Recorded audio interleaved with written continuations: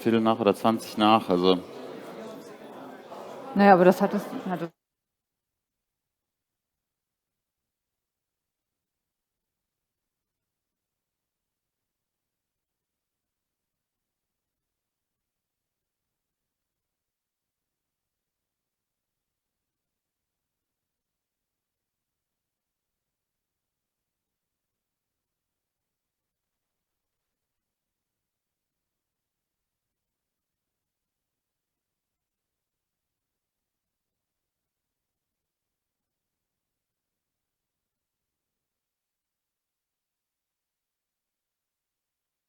We can start.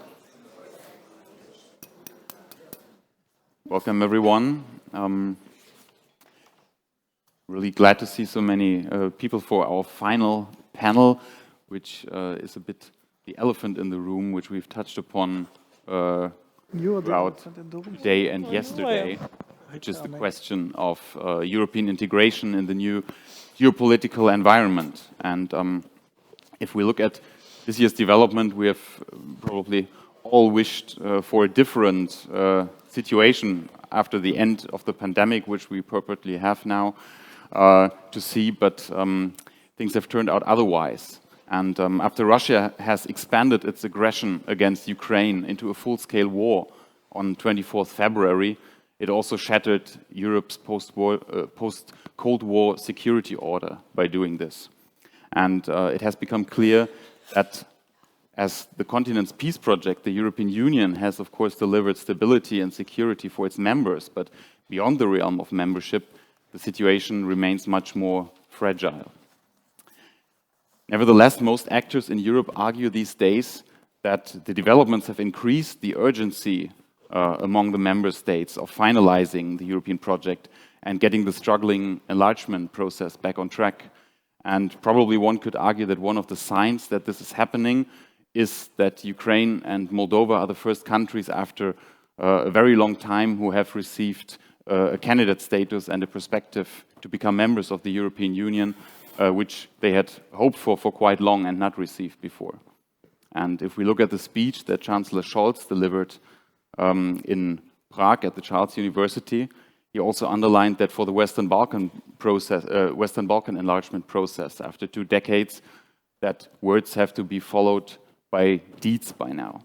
So for us, the question is today, what does the changing geopolitical situation mean for European integration and the Berlin process, and how can the current momentum be used to make the process into a progress that was lacking so far?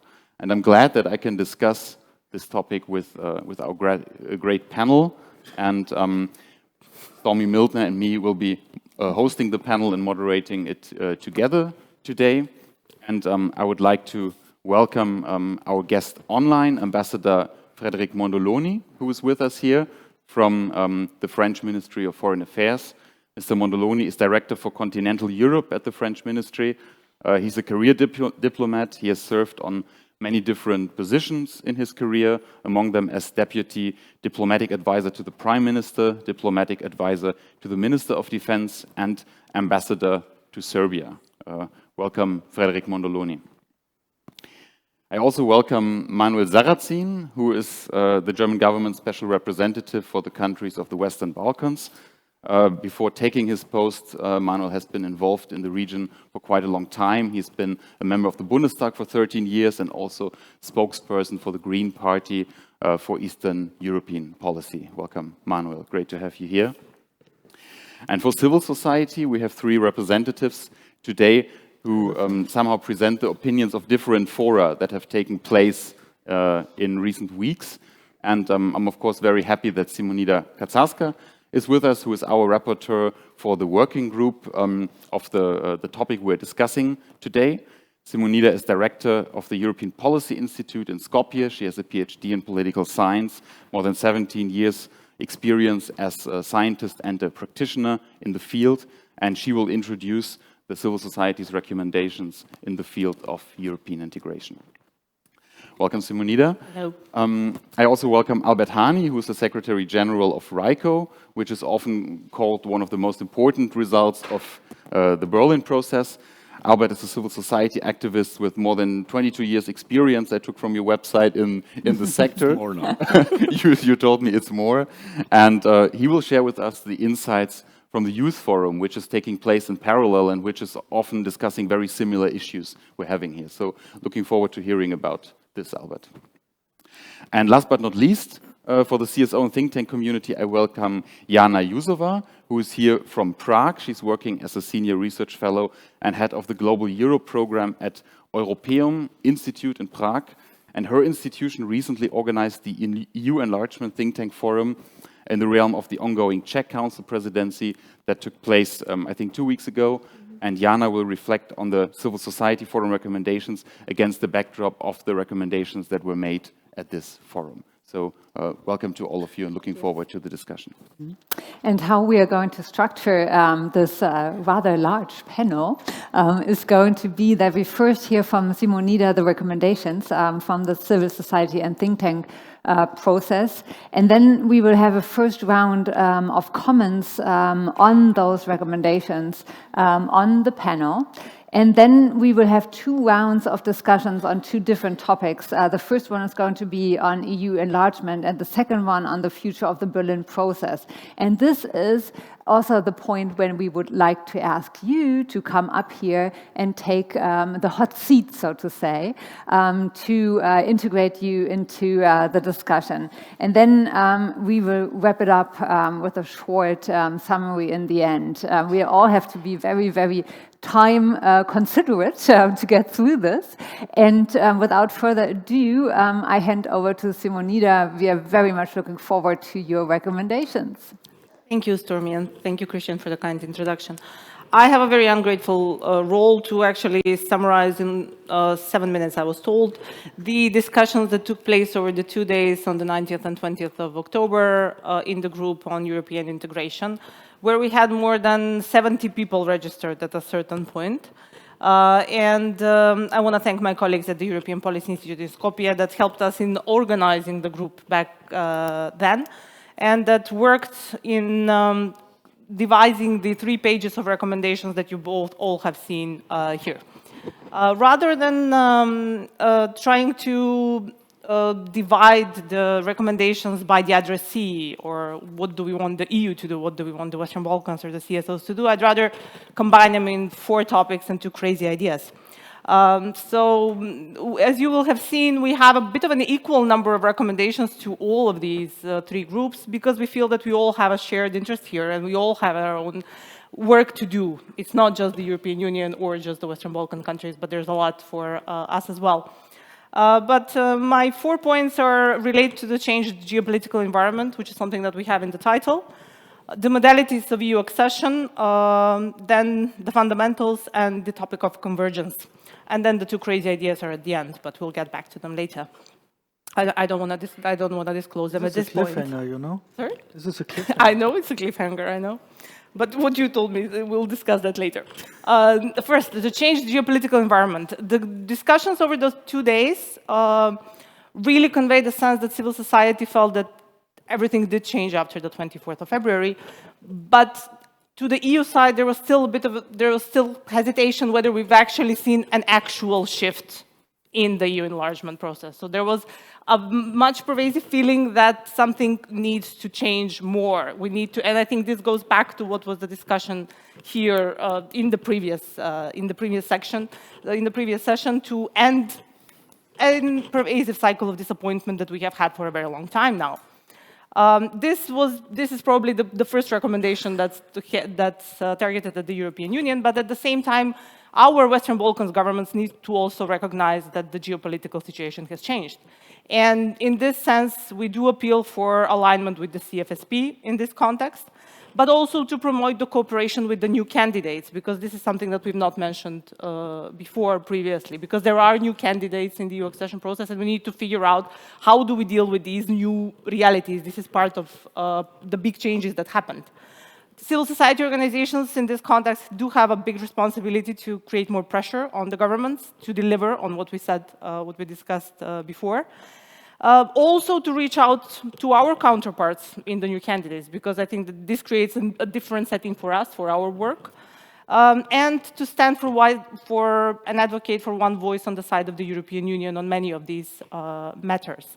So there's a lot in terms of the changed geopolitical environment, but the end goal and the end demand by most of the organizations was that we really need to see something changing, and I think this goes back to what was discussed before. As to the second point, which is the big topics of the modalities, forms, shapes, initiatives of various EU accession topics. The appeal to the EU was to ensure that accession has no alternatives.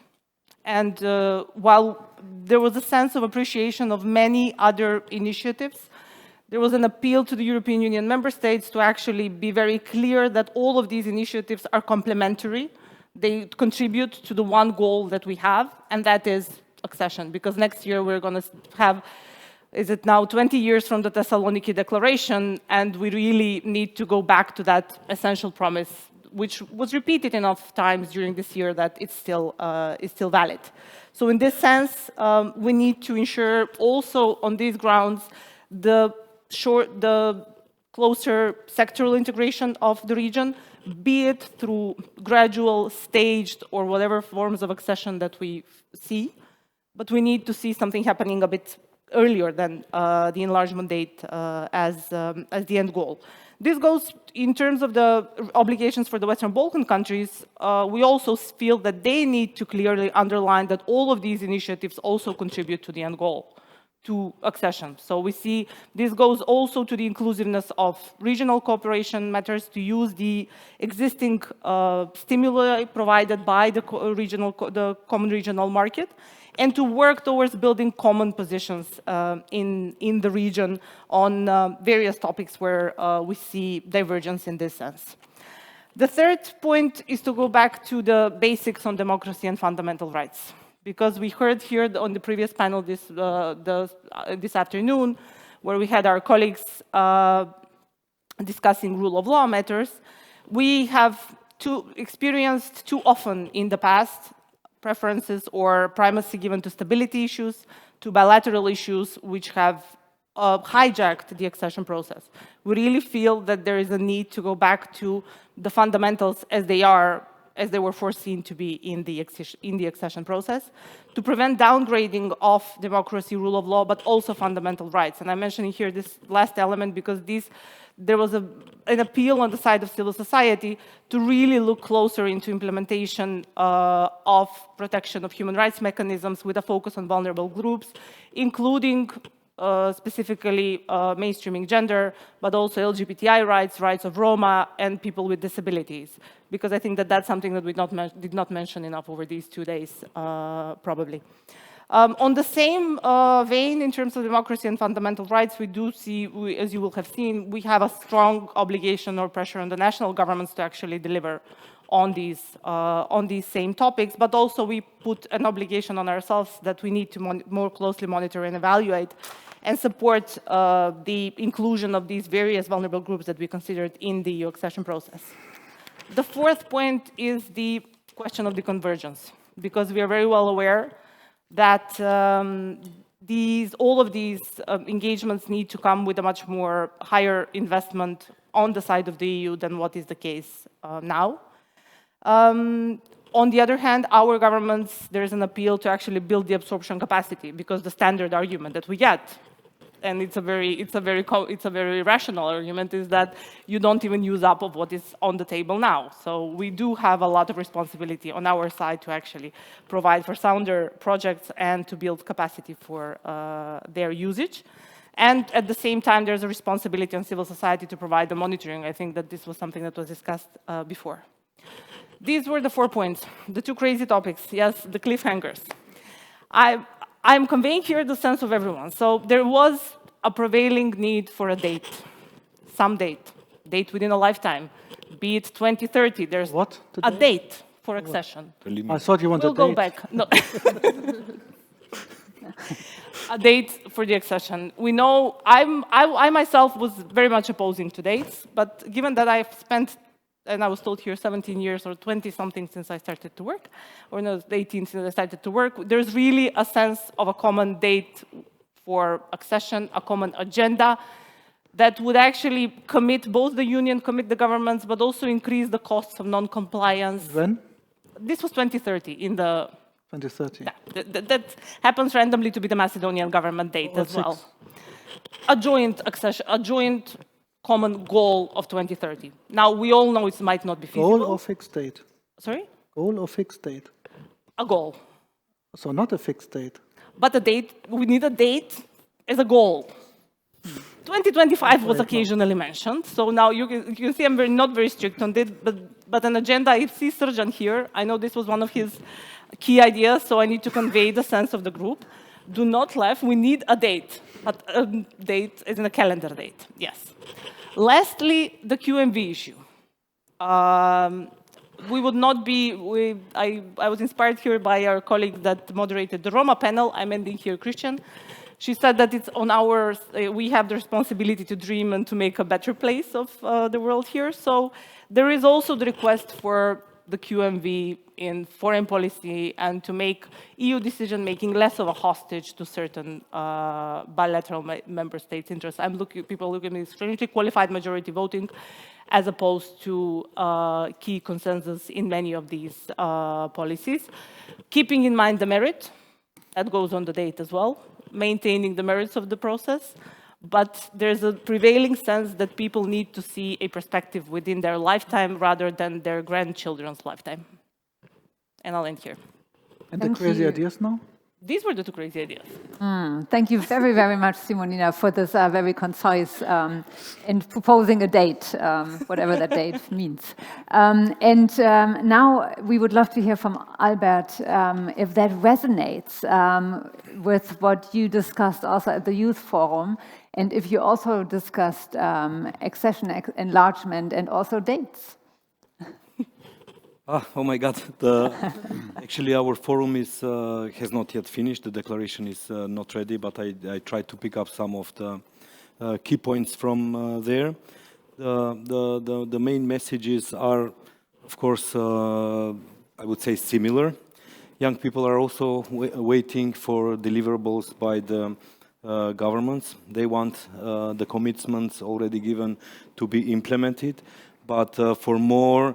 It is believed that with this Berlin process now, there is a need for renewal of this commitment or renewal of the interest or willingness of our political leaders to the Berlin process, and by that to the well-being and prosperity of the Western Balkans. This is something that youth, and of course Raiko is considering it as a very important, especially having in mind that, yes, even in the last session was mentioned that youth are willing to go out of the region. We have also statistics that are showing that the deterioration of the situation. I mean, yes, more than 40% of the youth in the region don't feel that the education system is good, is providing something what they are in need. This shows that the youth are looking also for other possibilities elsewhere. I mean, there are also statistics related to the trust towards the leaders of the region of Western Balkans, to which they also say that, yes, they see them as a factor for peace and stability in the region, but at the same time, they really lack trust among leaders leaders in general. So all these things are leading us to a position to say that Western Balkans lost a lot of time by focusing a lot on differences, but at the same time, with the new, let's say, Berlin process, we see similarities brought on the table, we see agreements brought on the table, we see the stakeholders working on the agenda that contributes directly to the future of youth, literally by focusing on what I said, the education system with the diplomas or with the movement. These things give a great hope to youth.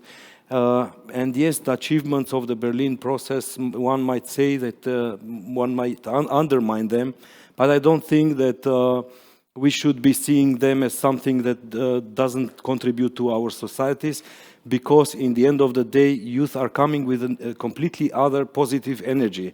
I mean, the other conference that we are organizing there, I would say, comes with willingness to make fast changes and maybe not even relate them to the dates. They see changes now and here, and they want to be part of the changes. They want to be integrated part of the changes, and not just overlooked sentences or boxes that need to be ticked into some important document. They want a meaningful participation in decision making. They want to be part of even what was discussed here, the green agenda. They called it the green mentality, which will be, how it was said, a green mentality for youth that goes behind just understanding youth as a target group, but they want to be part of the solutions.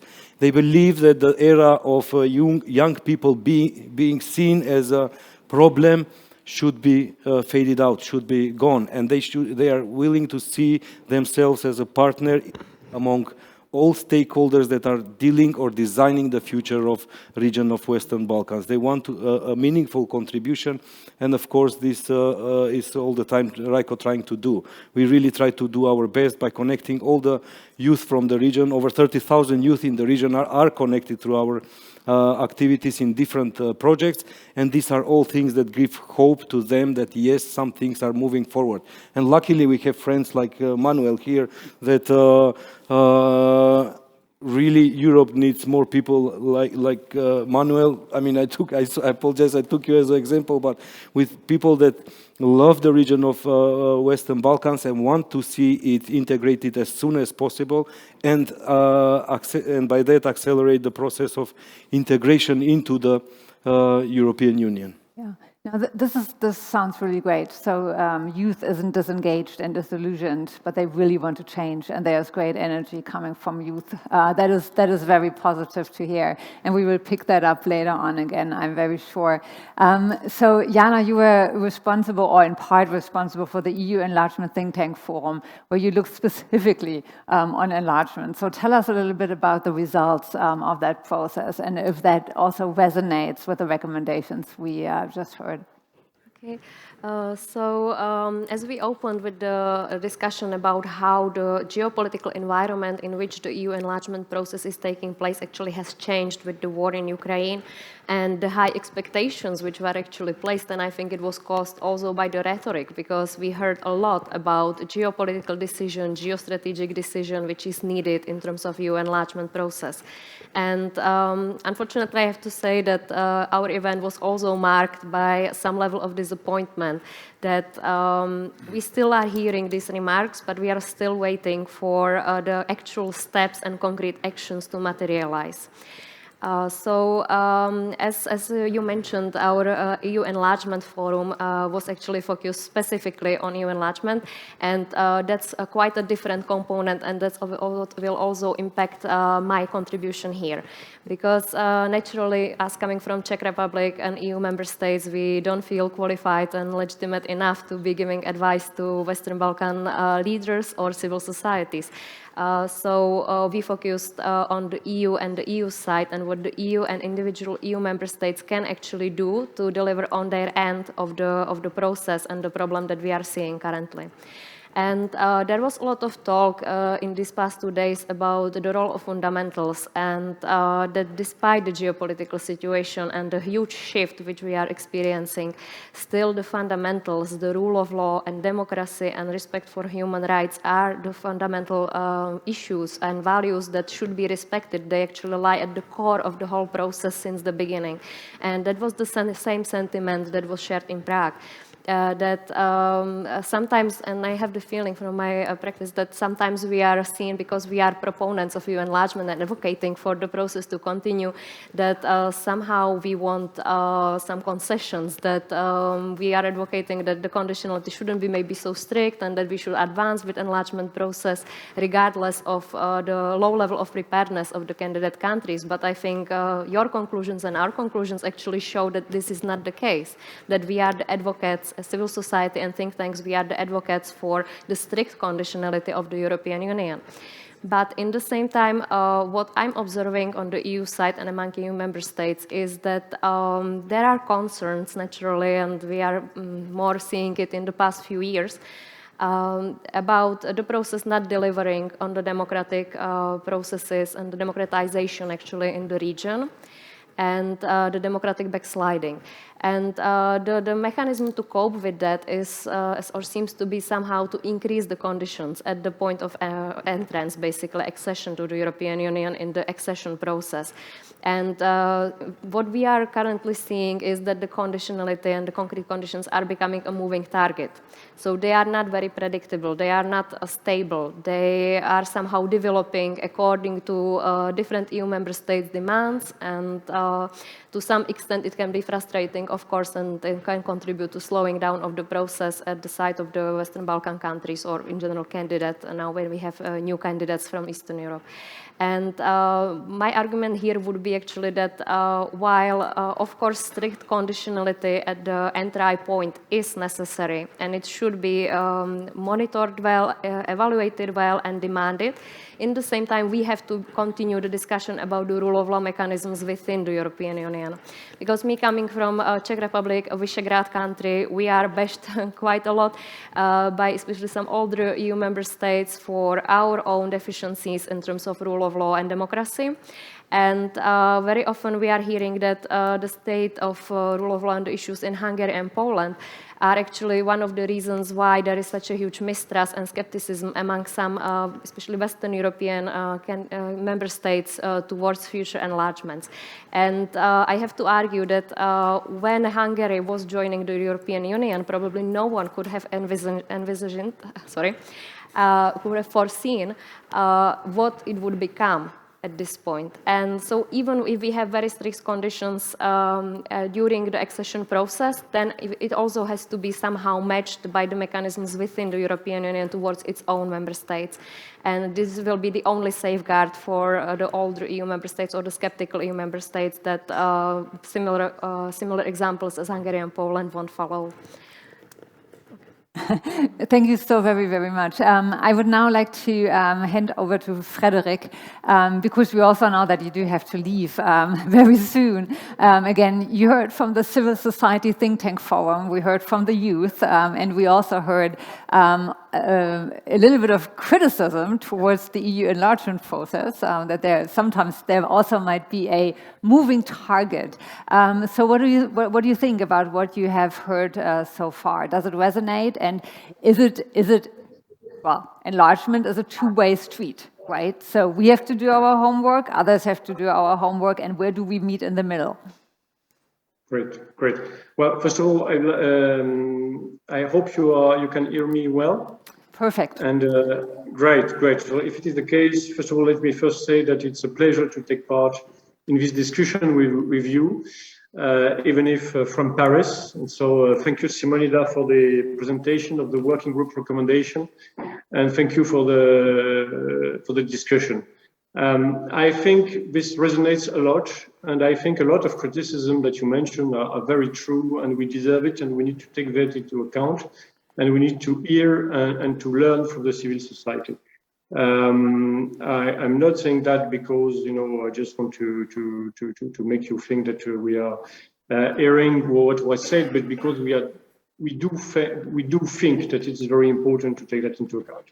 On the enlargement policy as a whole, and also on the proposal of an indicative target date for EU accession of the Balkan countries. On that, I would say that first of all, we agree that there is a need to introduce more dynamic in the process, and we are currently lacking lasting results, I would say, in terms of rule of law and social and economic development in the framework of the accession process. That's why that was clearly the idea behind what we have proposed in 2019-2020, which was the renewed approach for the accession negotiation, what we call more or less the revised methodology. I know this is not perfect, but this was the idea behind it. especially after the European Council of the fall 2019. And we wanted both to have, I will say, more efficient system with concrete benefits on the ground for the people, and also with more gradual integration of the candidate countries, and also, as you said, I think, as Jana said it, for a little also to come back to the fundamentals with a much more rigorous, I will say, and stronger political steering based on the conditionality, reversibility, and especially on the issue of the rule of law. So I think that was at the core of the issue at that time. Since then, I think we have made some progress anyway, even if of course nothing is perfect. And this progress is very needed now, because we are, as it was described by Simonida, in a real different geopolitical context with, of course, the Russian aggression against Ukraine. For us, this is even more essential that EU increase its political, economic, security commitment in the Western Balkans. And we are aware that it is even more important in this context to strengthen the credibility of the European perspective of the region. I think this is very, very important. So I said that we had made anyway some progress, and we need to do more. But first of all, I would like to recall the opening of the that we have pushed forward during the French presidency some important issue. Of course, the holding of the first ICG International Conference with North Macedonia and Albania, and the concrete opening of the accession negotiation on the 19th of July was an historical moment. It was well deserved. Of course, it was awaited, especially for North Macedonia, who waited for 17 years, which is much too long for this outcome. I want to recall the efforts before us of the German presidency, also Portugal, Slovenia, and of course of the current Czech presidency. So first point. Second point, I would like also to underline what the initiative that we took, that we are calling European Political Community. I think this project responded to a need of a high-level political forum, which would gather countries for EU and from EU and also outside the EU, willing to face, I would say, challenges, especially, of course, the challenges posed by Russian aggression, but not only this one, on an equal footing. And on this, I think that the Prague summit was very important. On that, I would like to underline that, first of all, it's not a competitive, I would say, forum of the already existing institution. I think this is absolutely not the case, and also to make it crystal clear that this is not an alternative to enlargement. This is for us a way to promote increase involvement and enlargement. And I think that the Prague summit was also important to send a message of a united Europe, which goes until the very near border with Russia. I think I will maybe stop there, but it's true that in this context, I think we have a lot of issues to address. Sorry, at the level of the continent. I mentioned of course the challenges posed by the Russian aggression, but not only. I mean, we can think about resilience, energy, cybersecurity, youth migration, and I want also to commend what was done with the Berlin process. I'm not sure I will be able to stay for the second round table. I just wanted to make it clear that we do think this is a very important process.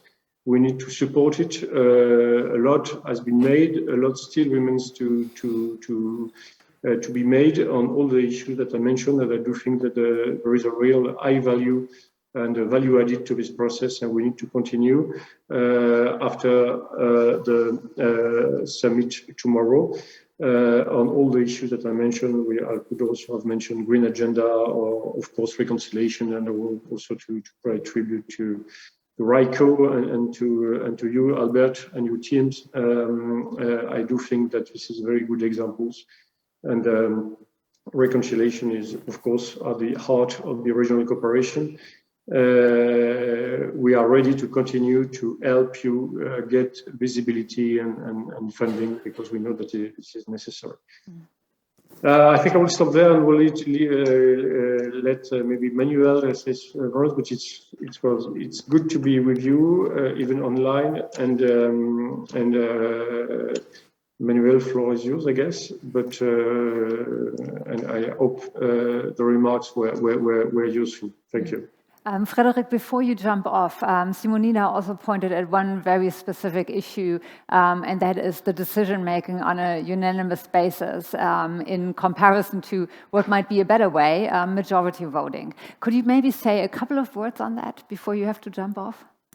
Yeah, this is very challenging. You know that we already have some majority vote on some issues, and not to mention, for example, visas and so on. And so I want also to make it clear, I'm taking this opportunity to make it clear that during the summit on the Western Balkans in Brussels that we try to organize during our presidency, the president made it clear that we are open to move on the issue of visa for Kosovo. I think this is very important. So this is the kind of issue where the majority rule can be very useful. On the issue like enlargement, allow me to remain a little bit cautious as we speak, because I do think that we also need an ownership of all the process by everybody, and we saw last spring how it was difficult when we had to deal with Ukraine and Moldova. And finally, I think the strength of this decision was because it was taken unanimously, and also, of course, the same thing for the European perspective for Bosnia, which I do think was very important and is a little bit underestimated as we speak. I do think we need to make it clear that this is really an important decision that was made, and that we need to encourage a Bosnian leadership to move along what was asked for during this summit in Bosnia. Thank you. Thank you very, very much that you joined us this afternoon, and we very much hope that what you put on the table will in part be implemented. Manuel, you have been very patient, waiting until now, and there's now a whole bouquet of recommendations and also expectations, some frustration and also some optimism on the table. So please, the floor is yours. So can we agree on that everything what I say which is positive, everybody agrees, is on behalf of German government? Everything which is a bit more controversial is in my position as president of Southeast Europe Association. And if you have any complaints, go to Christian later. Let's make one private point, which I think is important to make. I think the main point for holding member states, which are actually democracies, on the rule of law path is a strong ECJ. And I believe that other mechanisms are well and fine, and this is my private opinion, but the only thing to really get this through is a strong ECJ. And this is not only valid for Hungary and Poland, this is valid for us all. There's a general problem if you give the Council too much power in judging others, which is also fine, because, Frédéric, as a private person, you see that sometimes even big member states have some problems with each other, and then everybody is somehow also lucky when they are friends again. So in structure. And and in the European treaties, you would have the Commission in a strong position, but of course also decisions by the Commission always need a legitimate background by the Council. I would perhaps put more to the Commission than Frédéric's government, but in general, it's always the outcome of both. So the main point is a strong ECJ. And also, if you talk about Hungary and Poland concretely, ECJ ruling so far has been the main basic. And if you want to talk about more tough regarding financial means, ECJ must be in the center. So why I'm saying this here, first as a comment on you, you will not get countries under auspices of ECJ until they're member, probably. But also it means that the whole idea of the internal market, the European Union, the currency union, as united one space of law, it means that chapter 23, 24 are so key. And this means states accession, good ideas, but it all must meet this complaint. Or would you say it's great if you have a country, perhaps even a bit worse than the state of art in Hungary, is participating in all EU budgets, but not doing anything? You would have the same argument like today for full membership. So it is about strong European institutions and the strong unity of the role of the European law being provided. Second is regarding qualified majority voting.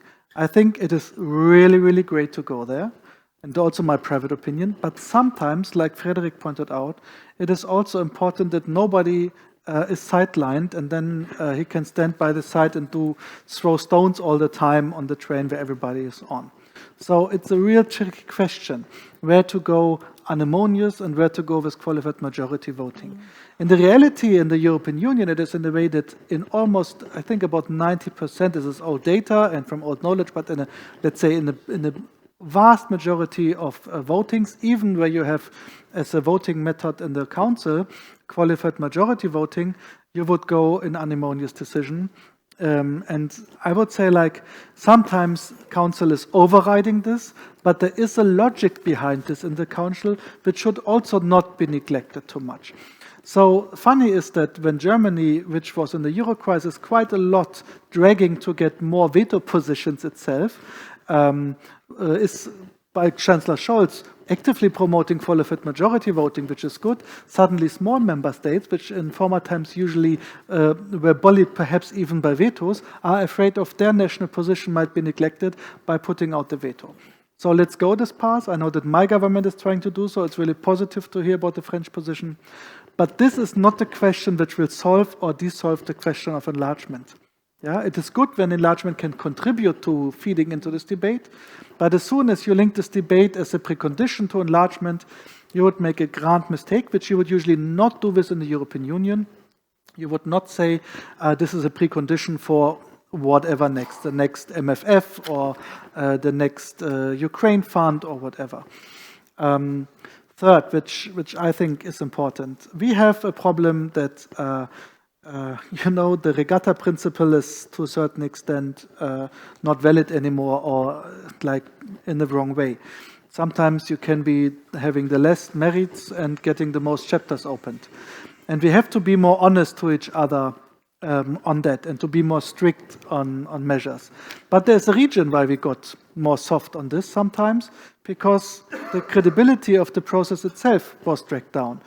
So if Simonida doesn't think that the date will ever take place, I mean the date, not the date, then of course the wanting to meet finally will be less.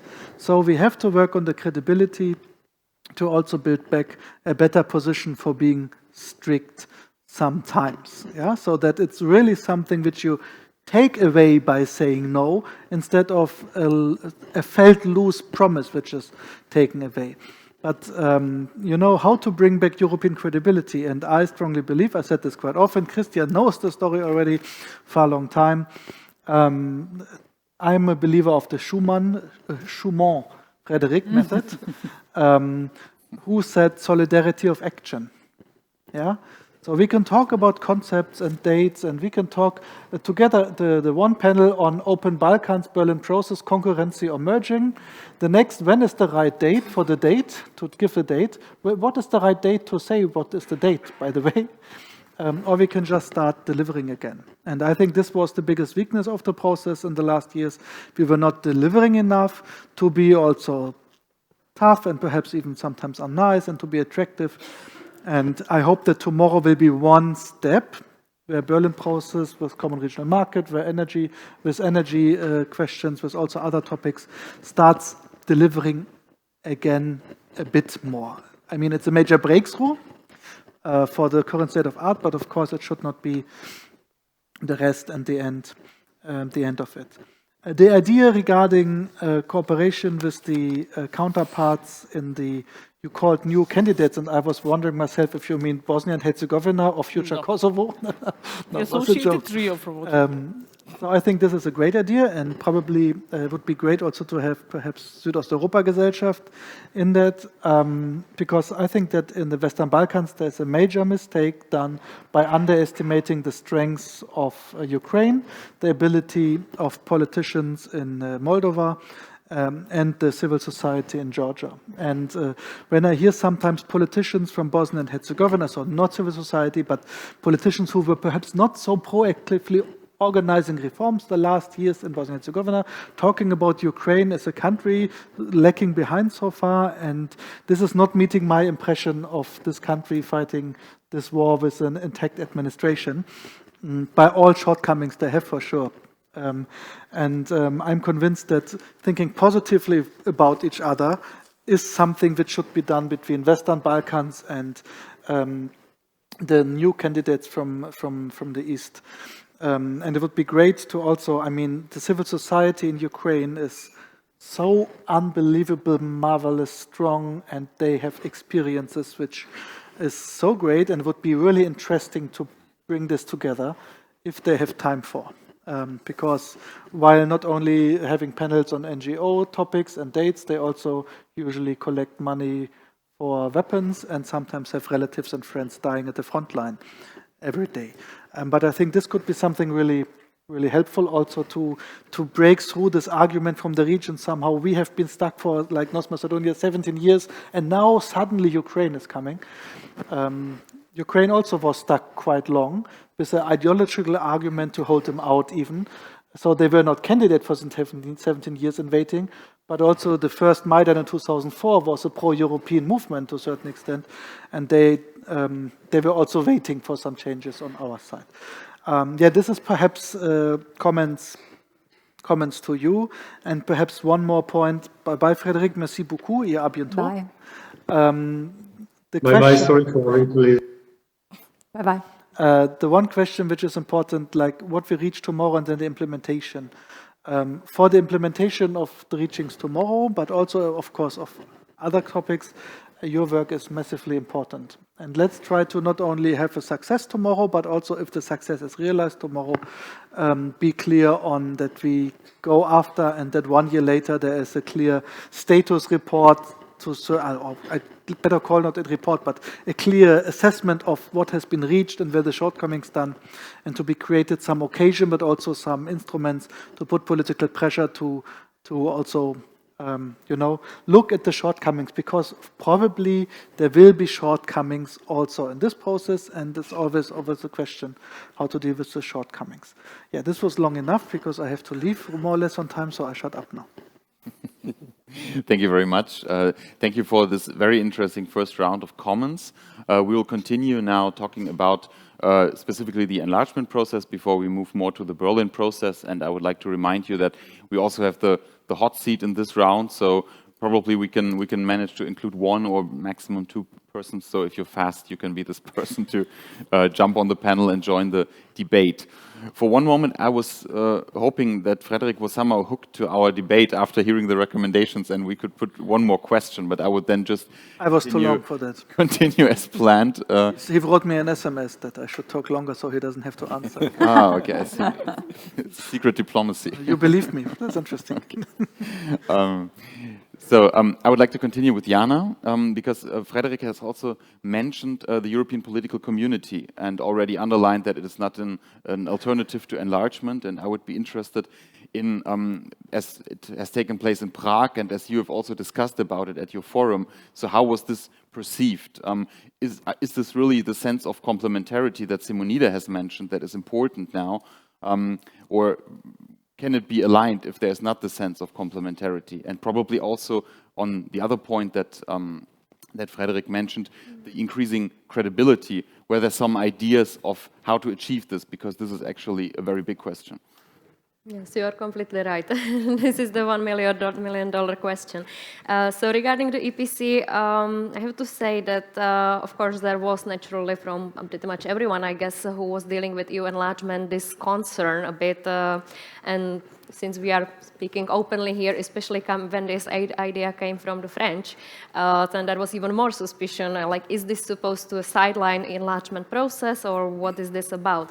But to be honest, speaking for myself, my worries were put aside during the summit in Prague, the latest, because I don't think what we observed in Prague was any ambition for replacing of the enlargement process, and to be honest, there was very little ambition in the European political community as such. So to say the truth, what we saw or we really observed in the last few days or weeks upcoming to the summit was the attempt of the Czech presidency and the Czech government as the organizers to actually completely clearly dissociate the European political community summit and the EU as a whole.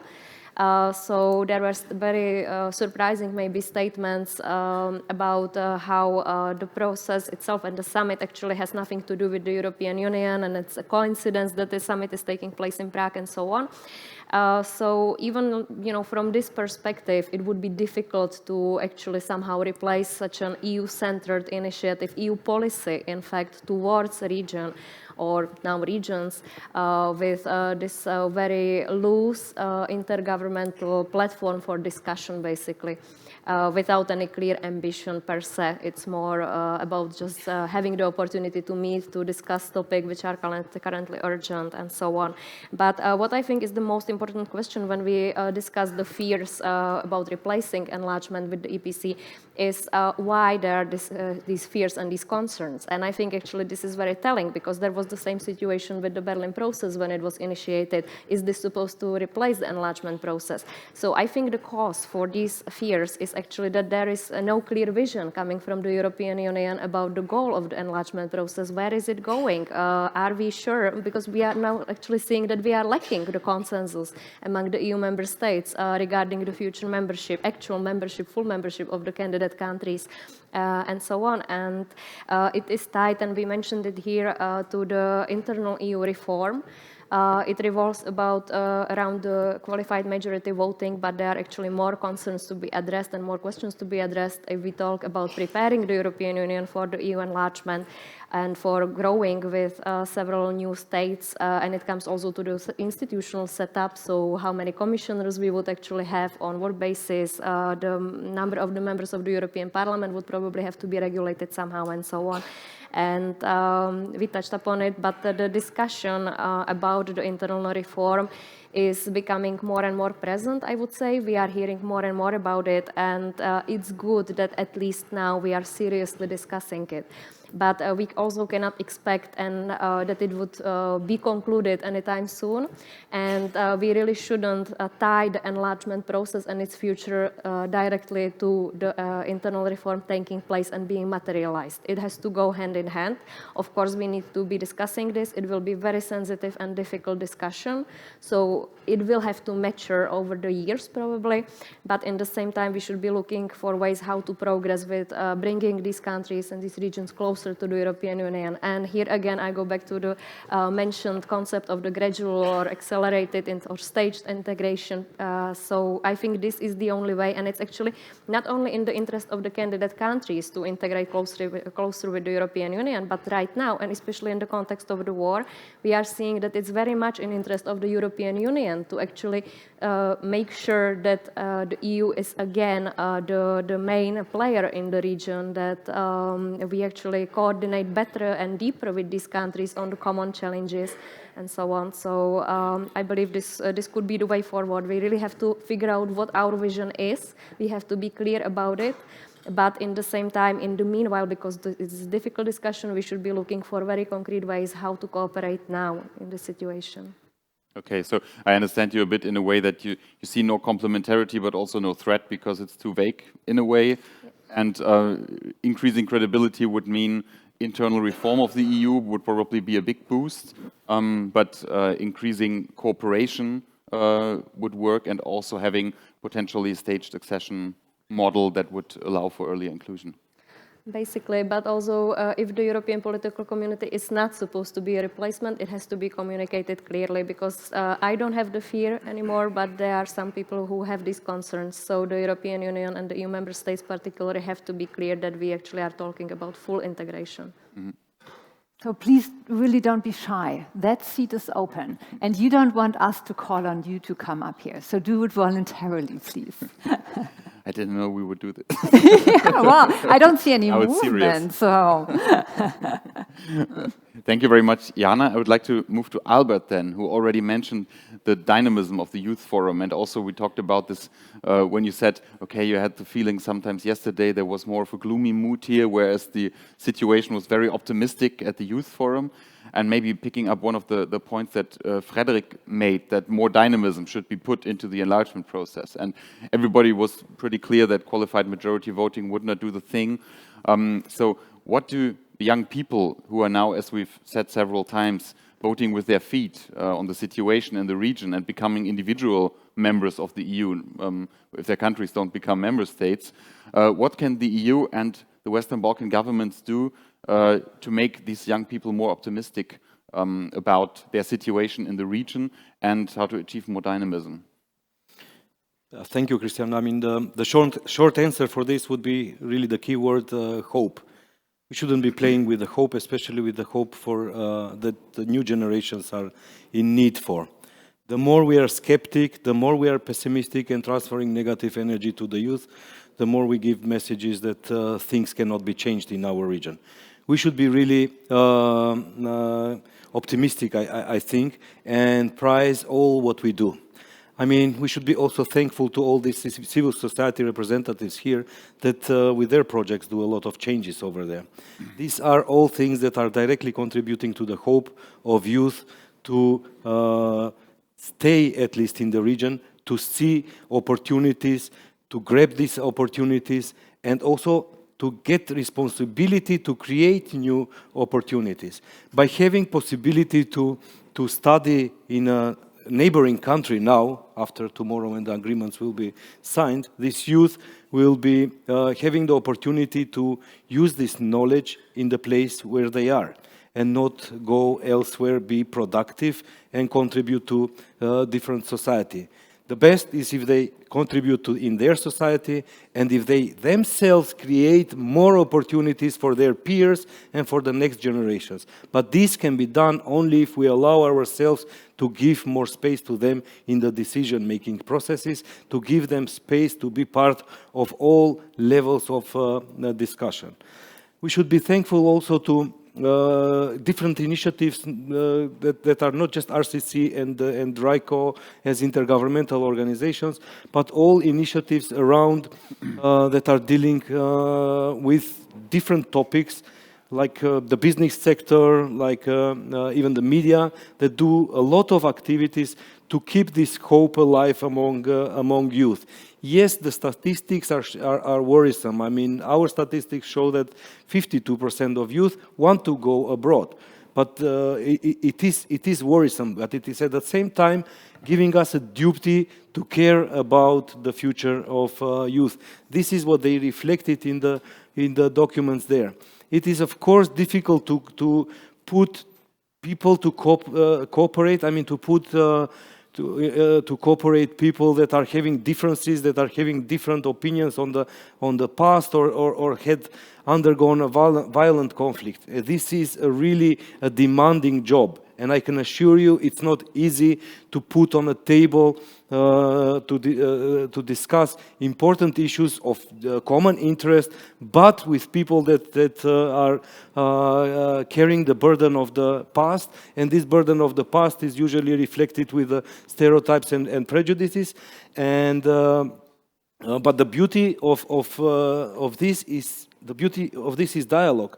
The beauty of this is also that we all together have to take responsibility. We all together have to really see as a duty to care about dialogue in the future, about putting all these stakeholders that yesterday were seeing as enemies, putting them on table. It's easy to work with like-minded people. We, in a way, have really hard job to do in this regards. We are aware that we are, in fact, challenging here the hope when they see that it is difficult to work on let's say agreement on acknowledgement of diplomas. It looks technical for youth. It looks like, oh my God, this happened somewhere in a very easy process. Of course, the process is somewhere else can be easy, can be cheaper, but the energy invested into coming into these documents, it's a lot. Knowing the context, knowing the burden of the people that have related to the past, and that youth are not actually youth are the only immune target in this immune to stereotypes and prejudices in this context.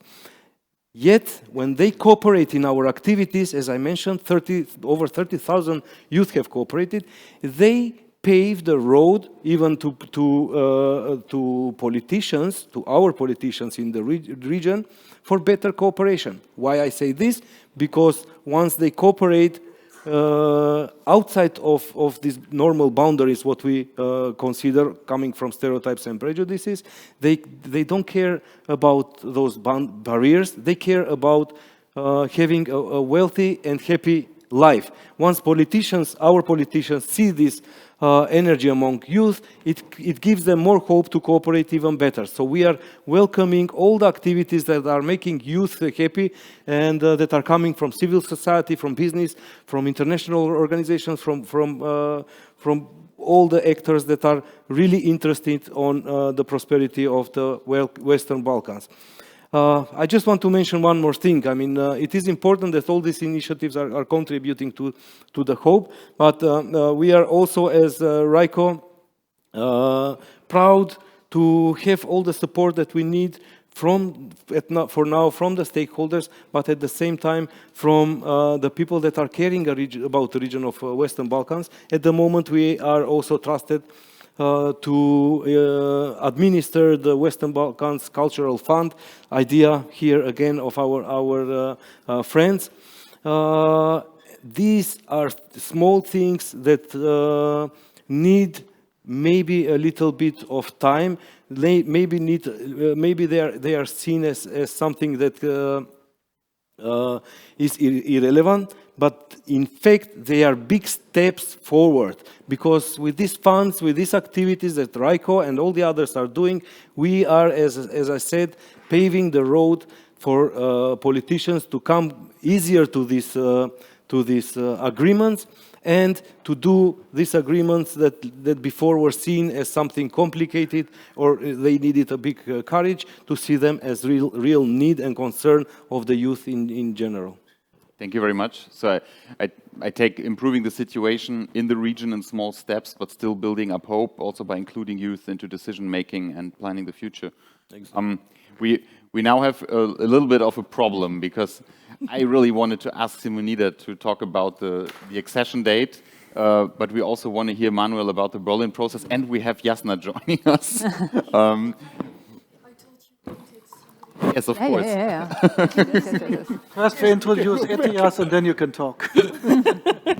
So we go ahead with... Since you, Manuel, introduced this speaking in private capacity, I just felt triggered by the panel to maybe share something which is specifically related to youth. From my experience working in the region and on the region now in Brussels, what youth really needs is a chance to do what it can. And that chance is really necessary to be given by the Western Balkan governments. Not only the youth that is linked to certain political party in power, but all youth. Without that chance, they really leave. I had an opportunity even last night to see some of them. The best and the brightest have been trying and trying and trying, and at the end, they moved to Berlin because they were given a chance to do what they can do. And I think this is really important. And the second point that I want to say, what we as the EU, when we engage with youth, on the topic of reconciliation, what really works is, again, to give them the chance to do what they want to do, and gathering them across the region. We did that with young journalists recently. It worked miracles.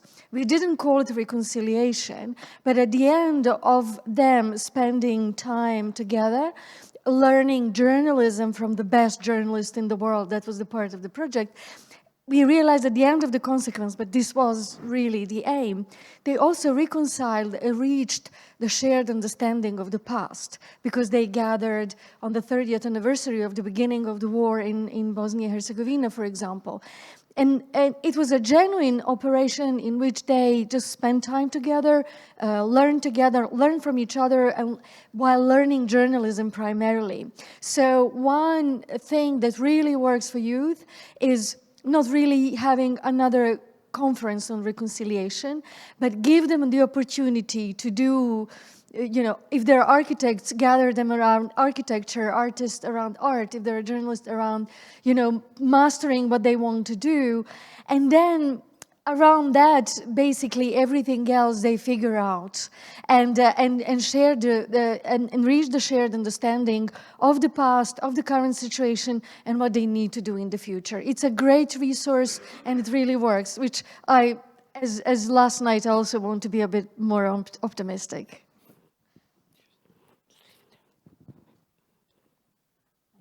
Thank you. Thank you. The optimism. Thank you very much for this, Jasna. Just for the final question of the enlargement part, Simonida, it would be great, as you two have been discussing about this already, if you could tell us a bit about this idea of the indicative target date, which is really interesting because, as you said, you're not a proponent of this. You have to defend it now on stage. No, what the group discussed. Can I take my hat? Look at him. Yeah, there's a proponent. Yeah, I think Sarrazin can bring, but I'll give to... You don't trust her, yeah? No, but he should reflect the idea, come on. So my question is basically, wouldn't this idea leave the pressure with the EU mostly? Because if the date is missed, then the EU can be blamed for it. No, it would not. It would set a positive agenda, and it would create pressure on the governments in the region to actually deliver, because we're not asking for the ticking the boxes in this case. I mean, I'll let it go now to Sarrazin, but I think even if it becomes 2037 or the next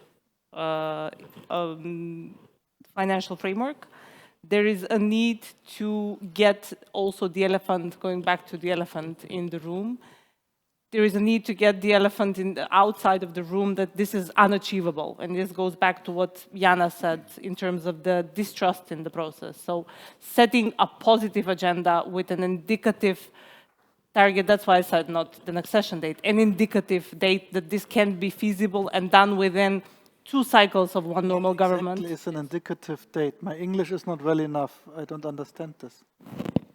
If you do your work, let's say North Macedonia now said this 2030, it is feasible theoretically that one can end the accession negotiations by 2030. Rather than going back to what Juncker said in 2014, we will not have enlargement, because the alternative is that one. This is not feasible within the next financial cycle. Sarrazin, before he starts? No. Briefly, and then Manuel can answer. A preemptive attack. The idea is not original. I mean, it's something that... Not so new, I reckon. No, it's not. It's an idea that was borrowed from the previous wave of enlargement.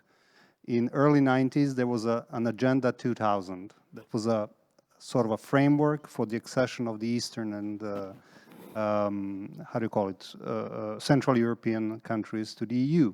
And guess what? Nobody joined in 2000. So but it was a very valuable target date for the government to commit themselves and for the EU to build up what is known as absorption capacity for the new member states.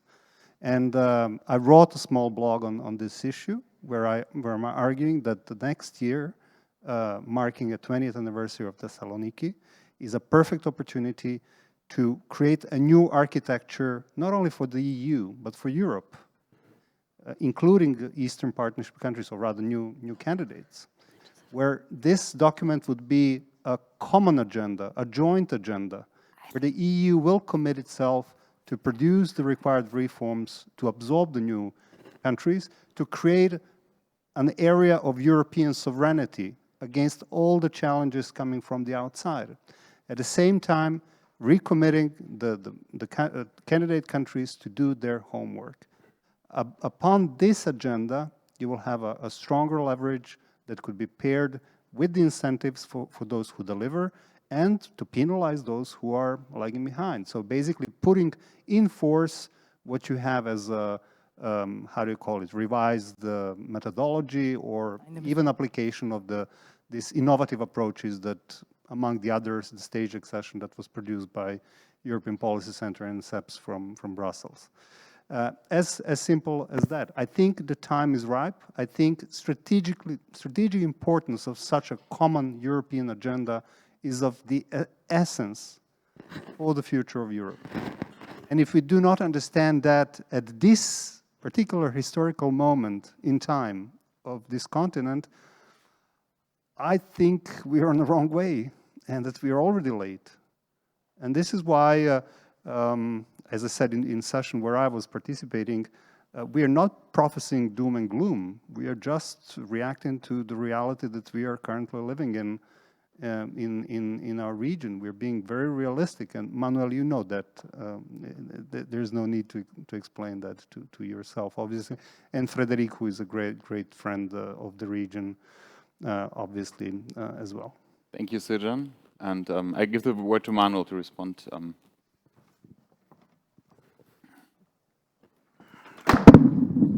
Everybody's doing this when leaving the chair. I dropped the mic. I think, if I remember right, in the end of 2002, the date 2004 was given, but the 1st January. And in the end, it was the 1st of May. And if I remember right, in my historical remembering, I was really young then. Oh, not so young, but I think I was really young. If we waited 1 year longer, the Poles would have said, fuck you. Sorry for this wording. Because it was the last moment of the right time for the Eastern enlargement. But in 1999, the Greeks were threatening with a veto to all other enlargement states if we don't change our wording on Cyprus. Do you remember? So this was the reality. I think their main...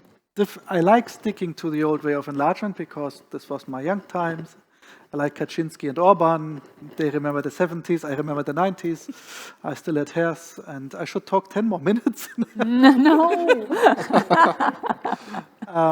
So you got me to a point, but I think there are also differences. And the difference is each Polish government, I mean, in the 90s in Poland, it was in the way that all parties in parliament, in the next elections, they were all pushed out of parliament. Everybody who didn't deliver what the EU wanted was immediately just sacked by people. And this is the difference. And the difference is also our fault from European Union. But I really believe that a lot of the old logics works, but this incentive that the society is so massively asking for deliver what Europe wants, whatever it is, because we are credible, they are not. This is not there anymore. Perhaps to a certain extent in Kosovo, with a different meaning otherwise. But I remember, each Polish taxi driver would say, these shitty politicians in Warsaw give the power to Brussels to not have it in Warsaw. Today, this is, by the way, different there in parts. But this is our problem. I think this is the key problem. And of course, this is the key problem of this 20 years. I'm right. But I somehow don't believe that giving this kind of date will change this problem. I think perhaps we have to go even a longer way around by empowering the people to be critical to own politicians better again. And this is, of course, also media freedom. Yeah, so this is what my spontaneous reaction, which is hopefully showing that we are on one page regarding the assessment and the big story. The big story, just I don't have a good tool as well. I just think that delivering to bring the credibility back is anyway key. This is one of the diplomatic English words. It is key to, yeah. So unfortunately, our time is running out, and I'm not so sure, Manuel, when you have to jump out. I have to jump out when it's ready. Just my following meeting will be really, really angry. Okay, so we are going to be very fast for a last round, and I would love to start with you. With regard to the Berlin process, how would you define that this year is going to be a success? If you look back at the process this year, in a year from now, when would it have been a success in your mind? It would have been a success if we reached only 30% of what we will reach tomorrow. Wow. And of course, now you should take, what we learned from the Chinese in Corona, they actually, we paid for even the transport of from us paid whatever stuff, and they made a great propaganda of it. So, shall I say now, no, let's be shy? No, it's not a good idea to be shy on the Western Balkans, right? Do you know anybody who's politically successful in the Western Balkans who is shy? Okay, like in other countries, perhaps, I don't know any, but Germans think about themselves, it would be working here, yeah? No, but I think nobody expected us to get the 6 getting these agreements done. And although I also think that with critical civil society, it is not easy to play that just signing it, everything is done. This is your job. I think our job is to say, hey, this is showing that the region can agree on stuff and that the game is not over, it's not done. And there was a positive atmosphere in that, and we will try to use this for more, if possible. And of course, positive atmosphere is usually somewhere ending, but until then, we try to bring as much sheeps as possible to the shed, into the dry. And also, I believe that, the real answer is, of course, nobody knows how this war ends. But the real answer to all questions of credibility of European Union as well, by the way, is, of course, also fought out in Ukraine, which is not to underestimate. But, thinking in also the energy solidarity question, thinking in building in this moment now, in this historical moment now, structures which last. By the way, also the Youth Culture Fund, which can be not easily deleted and which as a structure might be a burden for those who want to get rid of all this and go back to stupid right-wing nationalism or perhaps even left-wing nationalism. This is the idea. So, and I'm sure that what we reach tomorrow will be, even in a bad case scenario, an obstacle for those who want to do real bad stuff there. And of course, it is only 3 agreements and it's not the work done and it's not ready implemented. But it's so great that we can talk about the question of implementation and getting more, right? Absolutely. Simonida, if you were in the driving seat and you decided what to change about the Berlin process, what would be the one thing that you would change? I would go back to the involvement of the other member states more than what we saw so far, because I think that from this one we saw a lot of commitment. But going back to what we discussed this morning also in the groups, I would strongly engage more, possibly our counterparts that had to leave the session early. And Albert, what would you keep in the Berlin process, which you really, really like, and what would you... Heiko. Apart from that, that is too much of an easy answer. For us, it is important for youth to be part of the process, Berlin process, all the time. And not just part, but be also a topic or as Simonida said, complementary part of all other activities that are done around it. This is the most important thing. And what was the second? What would you change? What would... I think it is related to what I already said, the renewal of political will of our politicians in this process. We need them again to commit, again to give trust to the Berlin process and to their friends that are helping them in direction of cooperation. And Jana, what would you keep? What would you change? Oh, that's a good question. It's difficult for me to judge this, but what I think should change and what I see as the biggest obstacle now when we are discussing enlargement is actually the coordination. And what I would like to see more of would be either new member states being on board and participating in the Berlin process, or at least some more coordination between the Berlin process countries with other EU member states, for example, now under the Czech EU presidency, or other countries apart from Czech Republic who are supportive of enlargement and who are friends of the Western Balkan region. So that's something that I would like to see more of. Thank you so much. I think this almost concludes our panel. Huh? Yes. And our conference. Yes. It's not over yet. Yes, luckily. So thank you very much for this panel, and thank you all very much for this great conference. It was really a tremendous pleasure working with all of you through the past weeks before the preparatory workshop and up until this conference when we reached these recommendations and these results.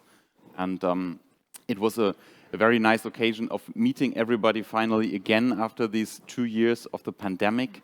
And yeah, even though the conference surely, or the preparation of the conference surely has cost me some additional gray hair, and I think many members of our teams too. It was also a great experience of working together, and a really great team effort of the Southeast Europe Association and Aspen to finalize this project. And we also certainly thank our Foreign Office, Auswärtiges Amt, for the strong support of this process. But we especially thank our team. And this is the moment when the team should come all up here so that you can give them a big, big applause.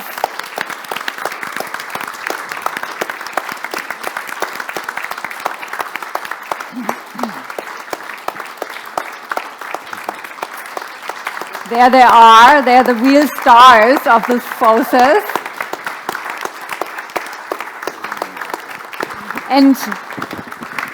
And now we do something very, very quick so that we don't take up too much of Manuel's time. We will do a complete group picture. So come on up very, very fast. I know we didn't talk about this. We just changed course. I'm creating some of a challenge, but we need to have a picture of the group overall. How do you want us?